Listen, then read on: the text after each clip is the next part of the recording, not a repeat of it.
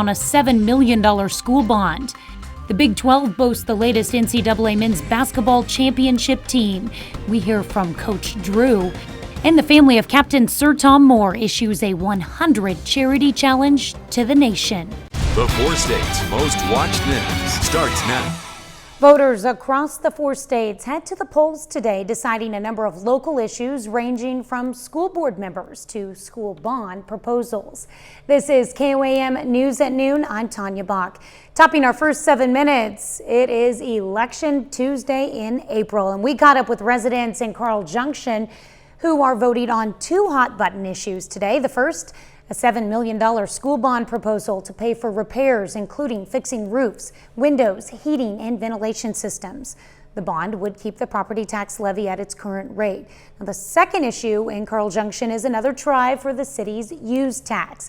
If passed, it would tax online purchases at an amount equal to the city's sales tax, which is 3%. City officials say it's needed to fund improvements to city parks, sidewalks, and streets. We'll have your complete 4-state election results tonight on the KOAM News at 10 and also online at KOAMnewsnow.com. The defense attorneys for a Lawrence County murder suspect won an outside jury for the trial.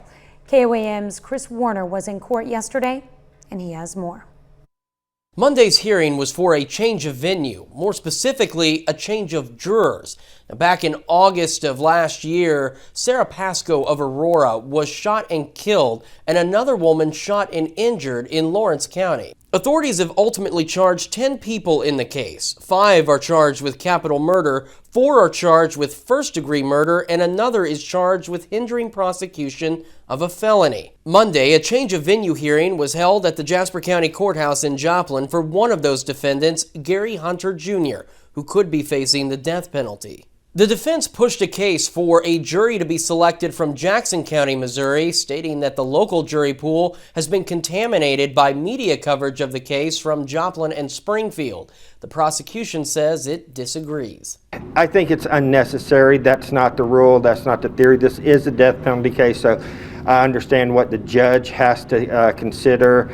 We got to make sure the trial is fair for the defendant, and when we're asking for this serious of a consequence, we need to make sure we are protecting those rights, but I do think that it's an unnecessary expense to travel up there for a week and then bring them back down. From here, the judge will consider the evidence and make a determination on whether the local jury pool is contaminated based on media coverage of the case. That will be taken up at the pretrial hearing scheduled for May 12th. Reporting in Joplin, Chris Warner, KOAM News.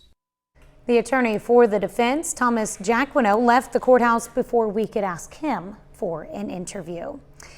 Well, it's another one of those hold on to your hats kind of days. Hey, but at least it's warm. Michael Hasek joins us with a first look at the forecast. Tanya, it's honestly like double barrel action out on the western portion of southeast Kansas. Number one, we'll start with the wind tracker here as it comes in straight from the south, and that's where we're going to see our highest winds, as we've already picked up 22 in Independence and 22 in Chanute. Throw Nevada in there as well. What that means is the high winds now making their way across the Kansas-Missouri state line, and wind advisories for everybody indicated in tan running through southeast Kansas and into northeast Oklahoma. But of course, as we just saw, Nevada actually not in the wind advisory, but we know it's still going on. Now, let's talk about what we've got rain-wise, because on the far western edge of our highlighted counties, we're beginning to pick it up. I'll take off the sweeping radar here just to give you an idea of exactly where it's falling. Not looking at anything severe. Those are just some April showers. That is going to change, though, by the time we get to tonight. A very delightful afternoon, up into the mid-70s by the time it's all said and done. But the important part is what Future Track has in store for us, because that line of rain that we're looking at right now, yeah, that's not really the one we're paying attention to. It's going to sweep in from the northwest, and as it does overnight, say about 9-10 p.m. is when it starts, and then look at this thing roll through. We're talking about heavy rains, high winds on the front edge of it, even the possibility of some hail, and it sweeps through for the morning commute. Then it turns into April showers that stick around all throughout the afternoon, and on top of that, how about a cold front? We'll actually top out at 68 degrees tomorrow around midnight, but then we're going to fall straight down. It's going to be high 40s, low 50s tomorrow afternoon after it's all said and done. Now, We get to warm back up. Friday's going to be fine, 75. But I want everybody to be apprised of what is headed our way tonight. This is not one of those where we go, it may rain, it may not rain. No, we're getting thunderstorms tonight. With some possible hail with it. Yeah, you succumb. Yeah, just be ready for it. Park in your garage if you can.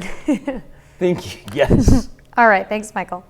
Well, the Baylor Bears crushed the undefeated Gonzaga Bulldogs in last night's NCAA men's basketball championship game by a score of 86-70. Baylor never trailed to a Gonzaga team that was undefeated until now. Dana Jacobson wraps it up. Coach Drew and Baylor complete college basketball's greatest rebound with a championship. On a night where all eyes were on the Gonzaga Bulldogs and their quest for an undefeated season, it was Baylor head coach Scott Drew and the Bears who stole the spotlight. That's what they got to do. Butler with the drive. The game was lopsided from the start. Baylor jumped out to an early lead, which it never relinquished. Star guard Jared Butler leading the way. Butler, step back three. For Baylor, winning college basketball's biggest prize is the culmination of a rebuild dating back to 2003. That's when head coach Scott Drew was brought on to revamp the team. At Baylor University, I did not come to go to the NCAA tournament.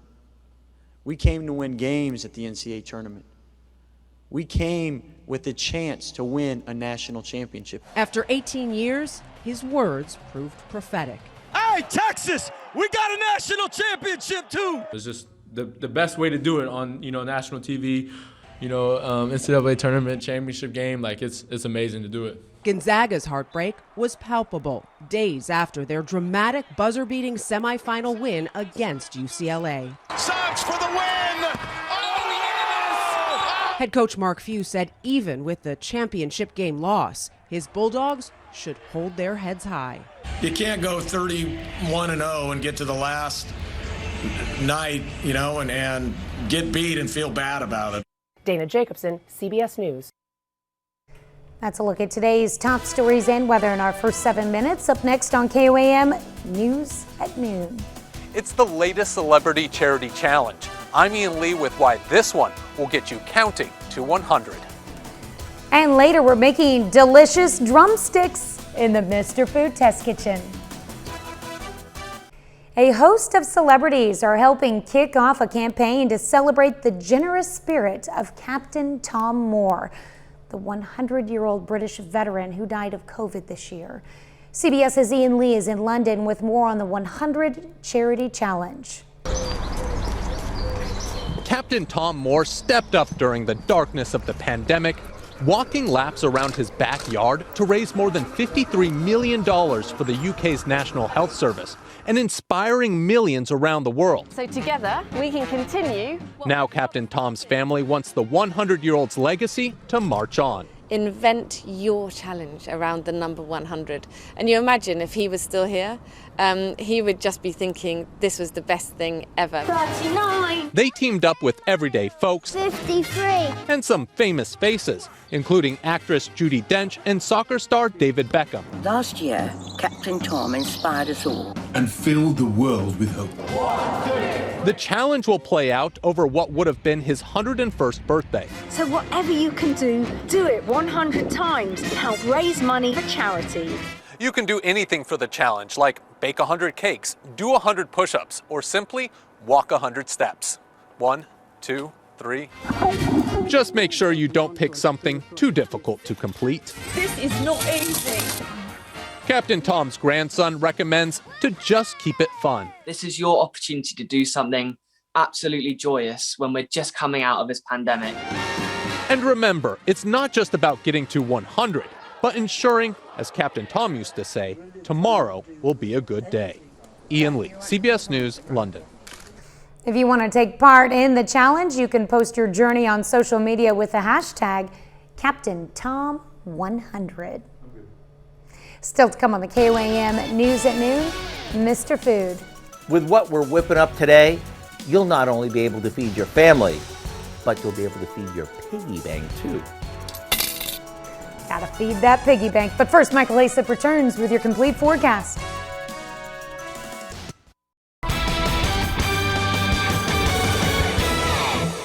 Embarking upon this wonderful April weather that we've had so far that's about to drastically change. Look at this, our average high of 67, we've already eclipsed it by a good 7 degrees. Look at that high from 1948, dates back to 86 degrees. That's not too bad. I'll tell you what is going to change, our monthly precipitation here by the time we get into Wednesday. Live look outside of Television City, 74 degrees is where we stand. Let's talk about our winds. Now the nice thing is, our humidity, that keeps us out of that red flag warning and that elevated fire weather, because if it were to sink any lower with the temperature and as blustery as it's been, gusts of 40 miles an hour already in Chanute and Independence, now slowing, if you will, to the 30 mile per hour mark. It just barrels in from the south and out to the west as everything is going to push from west to east today. It's simply going to get windier as the day goes on. So no surprise, we have wind advisories lasting until 8 o'clock for all of southeast Kansas, the majority of northeast Oklahoma. But even if you're in southwest Missouri, please know, especially if you have a high profile vehicle traveling east and west, is going to be a tad bit treacherous today. Look at the wind advisories last all the way south of the Red River into the DFW area. Of course, the red flag warnings indicate fire hazards, and then those are not wind advisories like we have. That's a high wind warning, and with everything dropping down upon us, it means thunderstorm activity is on its way. Still though, take advantage of the afternoon. 74 in Joplin, 69 in Independence, and 75s already in Nevada and in Stockton. Now we are seeing a little bit of rain activity on the far western edge of southeast Kansas. Take off the cloud cover and the actual radar. Let's transition to the sweeping radar. Really, we're not seeing a whole lot of heavy rain in our area. Got rid of the lightning that we had this morning, and everything is going to try to skirt around us for the afternoon. It's not going to be a rainy afternoon by any means. It's tonight that we need to pay attention to, because right along this dividing line in the trough of the jet stream, we've got two low pressure systems that are dropping straight to the southeast. And what that's going to do, take this high pressure, boom, force it off that way. That's not only going to bring us the thunderstorm activity right along that dividing line, but also much cooler temperatures here for the middle of the week. So enjoy the mid-70s while they're here, because as we develop into the nighttime, here comes that low pressure. And we're talking about not only some heavy rain, but also extremely high winds right along that frontal band and the possibility of some hail. As it moves through, say beginning time 9-10 p.m. on the far western edge of southeast Kansas, going to last past midnight all the way into Wednesday morning. And look at the difference in temperatures right there. So number one, we're putting up with thunderstorm activity overnight. Number two, the cold sweeps back in, and watch our temperatures drop. A little counterclockwise motion. Rain wants to last all the way through the afternoon and evening hours. Transitioning into Thursday, the chill sticks around. Now the nice thing is Friday gives us a chance to warm right back up with mostly sunny skies.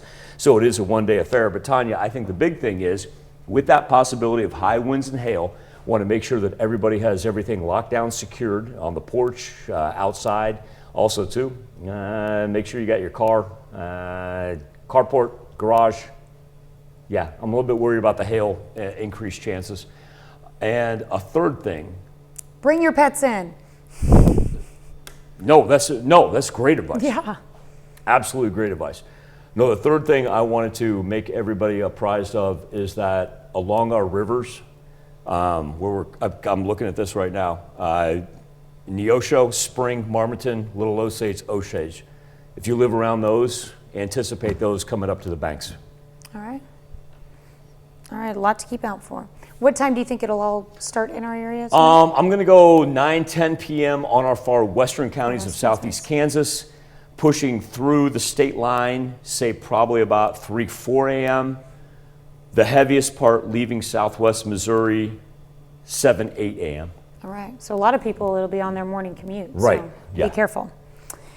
All right, thanks, Michael. We take this time to honor today's four-state hero, Chief Petty Officer Delbert Brookshire in the U.S. Navy. The Pittsburgh, Kansas native fought in the South Pacific during World War II. He's a 5-time recipient of the Good Conduct Medal, in addition to earning the World War II Victory Medal. To Chief Petty Officer Delbert Brookshire, we thank you, our four-state hero. Who Who says chickens can't fly? Today's recipe is gonna fly off the plate when you serve it for dinner tonight. Howard shows us how to make his delicious drumsticks in the Mr. Food Test Kitchen. Can you believe it's April already? The year feels like it's just flying by. One of the things we hear from so many of you week after week is that you want more budget-friendly recipes for dinner. Well, we heard you, which is why the recipe we're making today is easy on our wallets and a family favorite too. Here we have 3 to 4 pounds of chicken drumsticks, which is plenty to serve the average family and still have a few left over for lunch the next day. And at less than $1 a pound, chicken legs are really easy on our budget. We start by drizzling the chicken with some melted butter and giving them a quick toss. Then we coat them with some breadcrumbs that we seasoned with onion and garlic powder, dry mustard, paprika, salt, and a pinch of ground red pepper.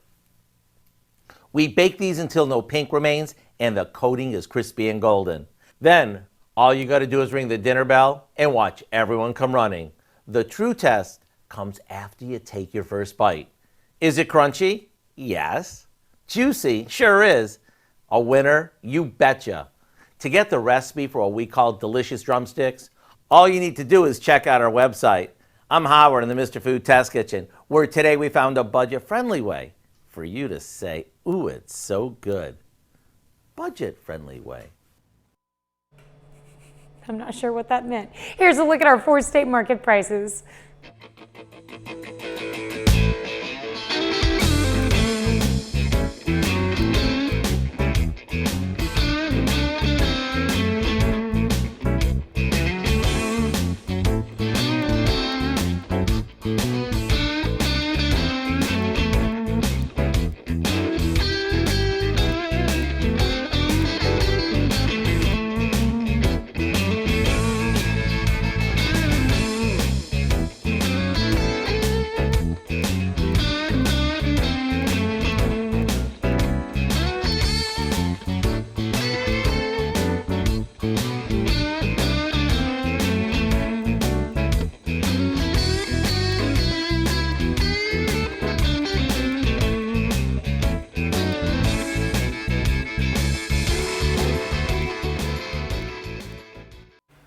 Seven-day forecast is going to have thunderstorm activity for tonight into tomorrow morning, followed by a cold front. So number one, buckle up for high winds, possibility of hail, and cool temps on Wednesday. Now, Dylan, if you can pop me up here on the, thank you, I appreciate that. Tanya making fun of my hair because I ducked outside. You fixed it. 40 miles an hour out there. I mean, it's very windy. I know, I'm a mess. Maybe you shouldn't go outside during the show. I'm a weather dude. What do you got tonight at 5? Well, coming up tonight at 5, in the airline industry, less than 6% of all pilots and flight engineers in the U.S. are women. United Airlines announces a new plan to train 5,000 pilots by 2030, with at least half women or people of color. Plus, it's been a year now since the state of Missouri and the city of Joplin stay-at-home orders took effect. We're going to hear where we are now, and the Joplin Police Department releases its annual report. Thanks for joining us for KOAM News at 5, or News at Noon. We'll see you right back here at 5 o'clock.